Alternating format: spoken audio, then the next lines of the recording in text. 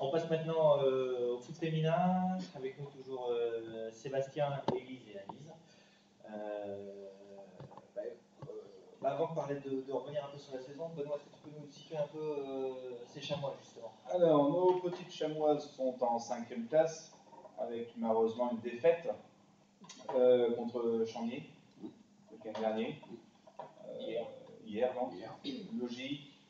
Un nul aurait été mérité. Comment vous avez ressenti, Sébastien? Quand on court après le score, c'est toujours compliqué. J'ai une équipe qui a d'énormes ressources mentales, mais elle met à l'épreuve ses ressources mentales une fois qu'elle est au tout depuis les murs. On a mené rapidement. On a envie de saison un petit peu compliquée parce qu'on a plus de gardien. Bon, il faut. Qui joue dans les buts justement? C'est Anise qui joue dans les buts ce week-end. Eh oui. Et moi, je ne saute pas non plus. Parce qu'une joueuse joue. Donc, ne peut pas jouer tous les week-ends dans les buts. Donc, elles se débrouillent entre elles et elles sont volontaires par rapport à ça.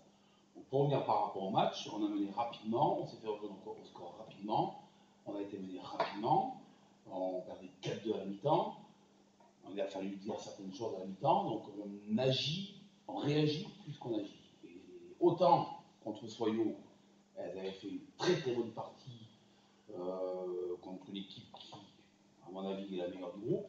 Son premier. Son première. C'est pour ça qu'on reviendra tout à l'heure sur ce que je voudrais, moi, ce qui se passe. Moi, je pense qu'on aurait dû gagner. Et donc l'évolution du score, il y avait 4-2. 1-0 pour nous, 1 partout, 2-1, 3-1, 4-2 à la mi-temps, 4-3, 5-3, 5-4. D'accord, vous êtes forcément loin d'aller les chercher. Quoi. Mais oui, mais bon, le souci, c'est ce que je dis. On ne peut pas toujours réagir, il faut agir. Et comme je disais aux collègues du Corée de l'Ouest, peut-être que quelque part, cette Coupe du Centre-Ouest commence à bouillir un peu et elles ont, à mon avis, tout un peu trop hâte d'être en quatrième de la Coupe du Centre-Ouest. Il nous reste encore un match dans 15 jours contre Mignon Beauvoir, qui reste aussi encore une belle équipe. Mais bon, on ne va pas non plus pleurer, on fait encore une bonne saison. Voilà. Donc la 5e, en tête. On a donc Soyaux, comme on disait, Chambly, Minello, Nétré, et un petit mot sur les Tervaises, qui est malheureusement son dernière. Très compliqué pour elle cette année. Oui. Déjà énormément de blessures. Donc un groupe qui a du mal à se renouveler. Un groupe beaucoup plus vieux que le nôtre aussi. Quel est votre moyen d'âge chez vous? 20 ans. La semaine dernière, j'ai une équipe, c'était 19 ans. D'accord. De moyenne d'âge. Sur le 11 titulaire, le 11 de départ. Et j'avais mis mes trentenaires volontairement sur le banc pour voir un petit peu comment, par rapport à l'année prochaine, parce que vous avez forcément des anciennes qui, à un moment donné, arrêtent, c'est notre famille, ils ont du boulot, donc on peut l'arrêter. Donc j'avais mis volontairement un groupe beaucoup plus jeune, la semaine dernière, c'était 19 ans. Donc 18 ans, 72 exactement. D'accord. Et il y en a d'autres qui arrivent, qui vont remplacer des anciennes qui vont pour le moment arrêter aussi. Donc il y a un renouvellement que Terre n'a pas. Et comment vous renouvelez votre effectif? Parce qu'on a justement un club avec énormément de jeunes, de plus en plus avec cette année. Donc on fait partie de ces clubs justement qui construisent de plus en plus par le bas et qui ensuite renouvellent justement l'effectif senior grâce à ça. Donc voilà, je pense que c'est essentiel dans le foot féminin, surtout à l'heure actuelle. Et de toute façon, grâce aussi à l'image du foot de par l'équipe de France et puis aussi l'évolution des mentalités en France par rapport au foot. C'est ce qui nous permet d'avoir de plus en plus de jeunes et justement d'avoir des équipes seniors qui sont de plus en plus jeunes. Et à l'inverse de Terve, nous on a une équipe qui peut se renouveler assez facilement depuis maintenant 2 saisons à peu près. Oui, parce que là, les 4 filles qui pourront éventuellement l'année prochaine évoluer dans des groupes seniors sont automatiquement remplacées. D'accord. 4 autres, 5 autres, 6 autres qui vont arriver à maturité encore, mais qui vont pouvoir jouer avec des 16 19 ou 16 On a un turnover assez facile en fait entre les seniors et entre les jeunes et les jeunes qui arrivent aussi justement des clubs environnants parce que en U15 féminin, elles peuvent plus jouer en mixité. Donc grâce à ça, il y a des filles qui arrivent, qui ont un certain niveau aussi, grâce au club masculin niortais. Et donc c'est pour ça qu'on arrive à avoir ce fameux turnover et aussi pouvoir combler un peu. Et est-ce que vous vous sentez un petit peu donc soutenu? Est-ce que d'autres clubs vous aident? Est-ce que vous avez des messages à faire passer, que ce soit au niveau district, ligue? J'ai un message à faire passer par rapport à ça. Je sais qu'il y a des clubs masculins qui jouent le jeu par rapport aux féminines. D'accord. Il y a d'autres qui jouent le jeu par rapport à des détections. D'accord. Mais d'autres qui ne jouent pas le jeu du tout. Alors est-ce que c'est par... Je ne veux pas dire respect, je ne sais pas ce que je veux dire, mais est-ce que c'est parce que le foot féminin, finalement, ils s'en foutent? C'est pas rendre service à la fille non plus. C'est pas rendre service. Donc effectivement, on peut créer une section féminine en club de foot, à l'est, à droite, à gauche, il n'y a pas de souci. Mais à un moment donné, quand la fille ne peut plus jouer, il faut l'inciter à rejoindre un club féminin. Après, elle fait ce qu'elle veut. Après, elle fait ce qu'elle veut. Il y a un club. Je crois que c'est souvent le déclic et là, elle décide d'arrêter parce que. Exactement, parce qu'elle joue plus avec les Voilà. Moi, c'est ce que j'ai eu sur les 3 ou 4 filles qu'on a eues en club de foot. Dès qu'elles sont, parce qu'elles ont droit à un an supplémentaire, c'est-à-dire qu'elles ont droit à 14 ans, elles vont être avec les. Voilà, un an de moins. Je sais qu'elles avaient un an de moins.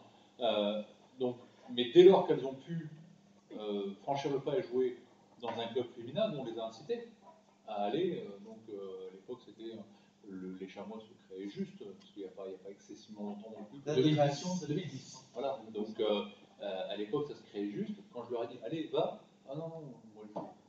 Ouais, parce qu'elles ont peur de quoi? Elles ont peur de cette compétition. Et puis de partir dans un autre club et de recommencer un petit peu. Ouais, parce qu'en plus à l'époque, moi, chez moi, sur mon école de foot, les 2 ou 3 qu'il y avait, c'était loin d'être des personnes qui n'étaient pas intéressantes, hein, sur le point de vue footballistique. Loin de là, elles étaient, pour 2 notamment, plus fortes que les garçons de leur âge. Donc, alors c'est du district, hein, par pour rapport la à diviser, ça, mais. donc par rapport à ça, justement, c'est la volonté aussi du district à l'heure actuelle, c'est donc justement regrouper un maximum de filles sur les journées féminines, sur les rassemblements de jeunes filles, pour justement leur faire découvrir aussi le foot féminin, et ensuite leur dire et leur faire comprendre qu'il y a de la compétition, même si c'est que entre les filles, et leur faire apprécier le foot féminin. Après, il y a aussi une volonté de la Ligue, parce qu'il y a toutes les détections, comme les garçons, où il y a une coupe nationale, où il y a une équipe de Ligue féminine. Donc c'est sûr que la volonté de la Ligue, et un peu la volonté de tout le monde aussi, même pour les filles, ce qui est le mieux, c'est justement les bons éléments filles, qui sont aussi fortes et même meilleures pour certaines que les garçons. C'est que justement elles restent dans les compétitions garçons où il y a peut-être plus de niveau qu'à l'heure actuelle dans les compétitions jeunes filles, pour qu'elles puissent évoluer et ensuite venir dans des clubs comme. Oui, parce que nous on avait une fille l'année dernière qui, on en parlait tout à l'heure, et qui avait été contactée par les chamois, et donc elle est passée en U13, et ça lui a fait peur, parce que quand elle est venue nous voir, elle est venue nous demander ce qu'on en pensait. Elle aimait son destin, hein, ça c'est clair. Et ce qui lui avait fait peur, je crois, c'était par rapport aux compétitions, justement, il n'y en avait pas tous les week-ends, ça allait jouer une fois tous les mois, et elle, ça lui convenait pas, par exemple. Quel est le fonctionnement, Anne-Lise, de votre championnat? Est-ce que vous pouvez nous expliquer aux demoiselles qui nous regardent, et même messieurs qui ne connaissent pas votre système? Alors, déjà, il faut savoir qu'on s'entraîne 2 fois par semaine, déjà au niveau des entraînements, le mardi et le vendredi, et que nos matchs sont des dimanches. Alors certes, oui, il y a parfois des coupures qu'on peut avoir, mais on a quand même un rythme assez régulier et au niveau des compétitions. Donc si elles pensent justement... Les seniors. Oui. Non, alors en jeune, donc depuis cette année, enfin à partir de septembre justement, on va pouvoir proposer donc, de la compétition sur toutes les catégories, ce qui n'était pas le cas à l'heure actuelle. À l'heure actuelle, une fille qui venait et qui n'était pas U14 n'avait pas de compétition régulière tous les week-ends. Donc depuis là à la rentrée, donc on va avoir un nouveau championnat, un championnat U10 U13 féminin uniquement. Donc ça va être regroupé par pôle, donc ça sera sur un pôle de Sèvres-Vienne. Et donc là, tous les week-ends, tous les samedis matins, il y aura pour les jeunes filles U10, U13 un championnat. Le plateau qu'il faut faire avec des visites. Et ça sera en parallèle de plateau. Ça sera en parallèle de plateau. Est-ce que les catégories, parce qu'à une époque, il me semble, il y avait une catégorie 14-17, Alors ça, et tu étais senior après cette catégorie-là. C'est-à-dire que la différence d'âge à 14 ans ou à 17 ans, c'est pareil, c'est énorme. Et je sais que moi, pour la mienne, quand elle a regardé, alors c'était en 2009 ou 2010, quand elle a regardé, en fait, elle jouait avec des très grandes par rapport à elle. Parce que là, elle jouait avec un an de moins, parce qu'elle était 14 ans, elle jouait avec des U13 garçons. Et là, elle serait passée sur une catégorie en jouant avec des filles qui avaient 2 ou 3 ans de plus qu'elle. Moi, franchement, en étant entraîneur de l'équipe, justement, à l'heure actuelle, c'est U15, U18. Ouais. Donc ça va de 14 ans jusqu'à 17 ans. Voilà, donc ça rejoint ce que je dis. Pour moi, il n'y a pas de différence entre entre une fille de 17 ans et une fille de 14 ans. Après, tout dépend du gabarit de. Mais dans mon équipe, je ne sais pas, on ne voit pas justement trop de différence au niveau physique à ce niveau-là. Donc à partir justement de septembre, on aura toujours l'école de foot féminine avec des plateaux réguliers toutes les 2 semaines. Ensuite, il y aura le championnat U10, U13. Donc où là, pour moi, je pense qu'il y aura plus de différence, où ça sera plus visible entre une U10 et une U13. Et ensuite, donc le championnat U14, U17, qui est déjà en place à l'heure actuelle, où c'est U15, U18. Et donc maintenant, à partir de septembre, toutes les U18 seront uniquement seniors. Donc en senior, on pourra avoir il y aura des U18 jusqu'à et il y aura U40. Vous avez combien d'équipes seniors? 2.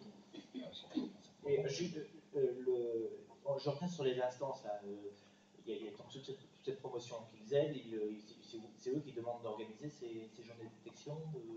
C'est la ligue, c'est la ligue et le district. Et eux, derrière, ils assurent un suivi. Ces joueuses, ils les recontactent par la suite, ou ces joueuses sont juste C'est via les clubs. C'est les clubs qui reçoivent les. Moi, je n'ai jamais eu d'appel de parents pour savoir. C'est Lise qui gère le truc, donc c'est Lise qui serait à même de répondre à la question. Mais moi, je n'ai jamais eu d'appel de parents pour une jeune fille qui va faire l'EFF en folie à Soyo, qui s'est bien intégrée et qui souhaite intégrer une section sportive féminine au Chamois. Je n'ai jamais eu d'appel. Alors, donc la journée féminine s'est déroulée le 8 mai, donc à Prague, donc la semaine dernière. Et depuis, moi j'ai eu 4 appels de filles qui étaient en club masculin, qui venaient juste de découvrir. et qui jouaient déjà en club masculin. Ouais. Je pense que l'info passe pas au niveau des clubs. Je pense. Mais qui m'ont contacté directement, donc après. Les districts et les ligues font quand même maintenant Ouais. depuis 3 ans. Évidemment, parce que tu n'as pas envoyé ta féminine. Non. Si, maintenant ça c'est ça. Parce que, non, on les a déjà payés, parce que moi, quand on avait des féminines, il y a une journée de détection, pour rejoindre ce que vous disiez, moi, les féminines, elles n'ont pas souhaité y aller. J'en avais 2, elles n'ont pas souhaité y aller. Et comme j'avais 2 féminines licenciées et que j'ai présenté personne, non. Non, je n'ai pas de souvenir. Absence à la détection. Annie, est-ce que vous pourriez nous expliquer à tous ce championnat de DH, là, d'honneur féminine, là, comment ça fonctionne? Parce qu'on voit une équipe qui apparaît, donne-moi le nom. Limoges Embauche. Voilà. Limoges.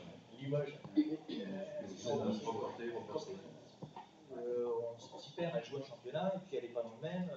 Expliquez-nous. En clair, il y a une première phase où si on termine première du championnat de DH, il y a accès à faire des interligues. Donc c'est ce qu'a fait Limoges. Donc là, elles sont en interligue et si elles terminent première, il faut qu'elles terminent première pour accéder en D2. D'accord, donc en fait, Soyo, là, par exemple, qui est en tête de son championnat, Mm. où est-ce qu'elle va l'année prochaine? Ah ben, DH. les premiers. Donc, DH, c'est pas elle parce- reste en DH. Vu que Soyo là, c'est la réserve de Soyo. Oui, c'est la réserve. En inversant, ça aurait été Champigny. Et bon, Ouais. En fait, il faut être première De la première phase. De la De la première phase. première en décembre. Sachant j'ai une que première Et phase, après après, une deuxième. et après, vu qu'elles sont premières, donc elle passe en interligne, donc elle ne joue pas pendant un certain temps et on joue encore contre elle, voire non, même pas. Ouais, C'est des matchs. Et du coup, la Soyo, elles sont premières, mais elles auront. Elles joueront. À part être Elles premières. rejoueront en Par honneur première. la Voilà. semaine prochaine. Tout à fait. Et elles auront par contre des interviews. il n'y a pas de montée dans ça Non. Ah non, faut qu'elle C'est attende. Non. l'image. La seule montée est après la phase 1. D'accord. Tout à fait. Exactement. Il faut que la personne, enfin, l'équipe qui est montée reste et soit numéro 1. Tout à fait. Donc, elle Comme des reste playoffs. encore. Finalement, c'est des playoffs. La deuxième phase, c'est des playoffs. C'est des playoffs. Ouais. Tu fais un championnat avec les meilleurs, avec tes premiers de chaque poule. Et si tu termines premier des premiers, et ben, tu accèdes à la deuxième division. Tout à fait. Et l'écart, il est important Ah ouais. entre les Ah, interviews je et vais les vous dire un exemple. Poitiers 3 Cités qui ont monté il y a 3 ans. Ils nous ont mis 14 buts en 3 matchs. Et là, ils vont descendre. Après, il y a 4 ans, hein, en 4 ans, il y a du mouvement, ça part, ça vient. Le coach qui était là-bas est décédé, il a été remplacé par un autre, donc il y a eu tout un tas de choses. Mais pour revenir à votre question par rapport à Champigny, si Champigny avait pu faire l'Interligue, il y a un cahier des charges à respecter. Donc vous pouvez faire l'Interligue, mais si vous n'avez pas votre cahier des charges qui n'est pas respecté, vous ne pouvez pas monter en deux. Il faut avoir une FF, je ne sais plus comment on dit, dehors, machin, c'est super compliqué. Donc C'est super compliqué. avant, il y avait la nationale. Il y avait une troisième division. Justement, qui permettait d'avoir un niveau. Un palier. Voilà, un palier avant la D2. On Donc est c'est vrai sur que c'est. Soyons, ils montent en D3, il n'y aurait pas de soucis, c'est une tranquillement. D1, D3. Là, ça va faire D1, DH. Et 8 sièges du 2 national. Aucun intérêt. Enfin, pour moi, aucun intérêt. Juste une petite coupure et on continue sur les